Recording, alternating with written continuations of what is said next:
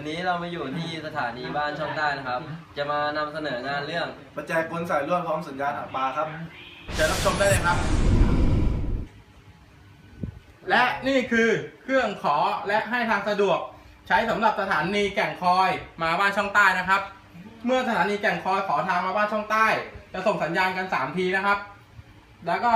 บิดมาทางขบวนรถจะถึงนะครับเมื่อขอทางกันได้แล้วจะมาทำการยกเสาสัญญาณเข้านะครับให้รถเข้ามาได้สะดวกนะครับหลังจากนั้นจะไปขอสัญญาณที่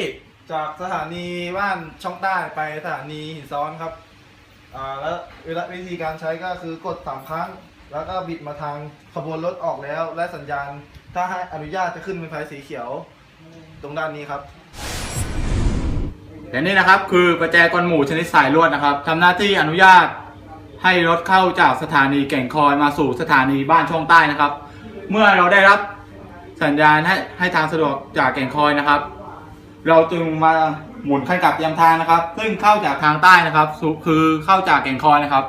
จากนั้นเราถึงมายกเสาสัญญาณเข้าจากทางใต้นะครับจะทำให้เสาสัญญาณเข้าอนุญาตให้รถจากแก่งคอยนะครับเข้ามาสู่สถานีครับ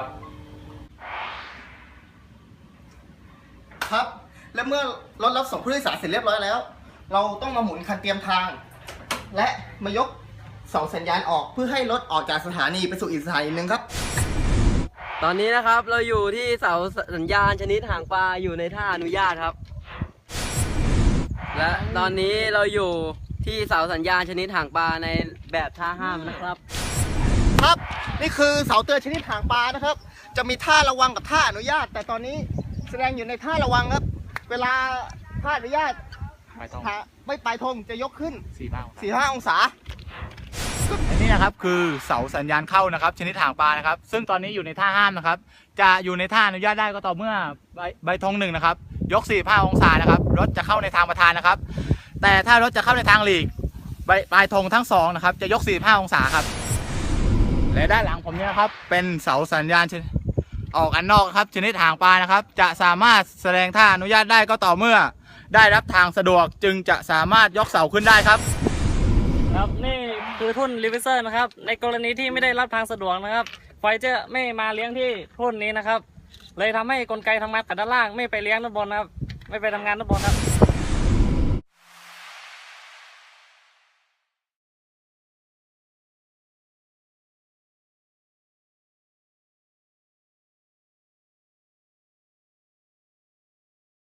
ขอ3 ครั้งการขอทางเขาจะตอบมา3 ครั้งไปหินซ้อนเราก็ตอบกลับมาเขาไม่ตอบข้ออีกกดให้เขาขอเขา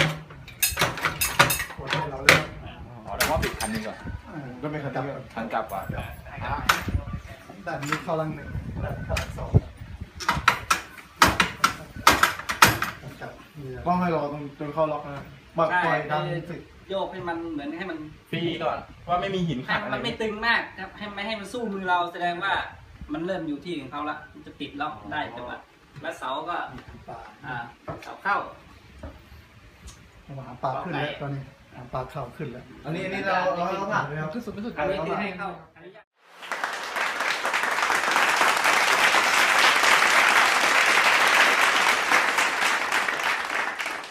เงาว่ะเดี๋ยวต้องอีกฝั่งหนึ่งสวัสดีครับผมนายจรัญชัยนาคบำรุงครับสวัสดีครับผมนายธิพัฒน์พรหมจันทันครับสวัสดีครับผมนายจิรพลศรีสมบัติครับสวัสดีครับผมนายเทวันหอผ้าครับไม่เจอวันนี้ครับสวัสดีครับผมนายปฏิพันธ์พงษ์พิชัยครับสวัสดีครับผมนายณัฐวัฒน์สุทธินานนท์ครับสวัสดีครับผมนายเอกกร คังวิเชียรครับสวัสดีครับผมนายณัฐกิจ พลสวัสดิ์ครับสวัสดีครับผมนายสัจจนนท์ เงินสัจจาครับ